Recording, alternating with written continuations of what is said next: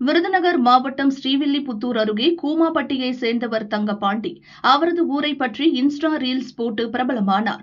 நேற்று சென்னையில் தனியார் தொலைக்காட்சி படப்பிடிப்பை முடித்துவிட்டு தன் சொந்த ஊருக்கு பஸ்ஸில் திரும்பிக் கொண்டிருந்தார். நள்ளிரவு பஸ் நிறுத்தப்பட்ட போது இயற்கை உபாதைக்காக இறங்கியுள்ளார்.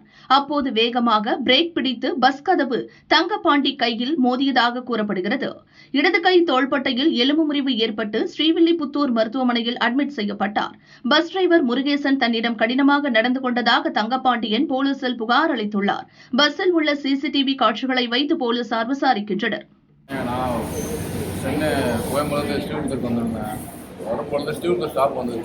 ஸ்டாப் வரும்போது எல்லாம் பாத்ரூம் போய் இறங்க வந்து பிரேக் போட்டாங்க.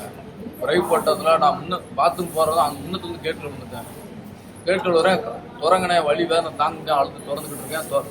கேட்டை லாக் ஆயிடுச்சு, டோர் லாக் ஆயிடுச்சு. ஒன்றும் பண்ண முடியல. வலி வேதனை தாங்க முடியாமல் வேதனை ரொம்ப கொடுமையாகி போச்சு.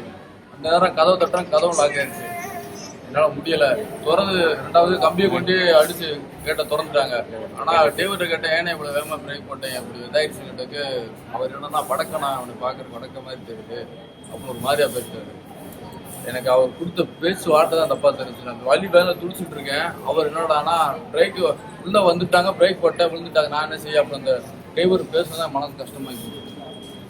கம்ப்ளைண்ட் கொடுத்துருக்கீங்களா ஸ்டேஷனில்?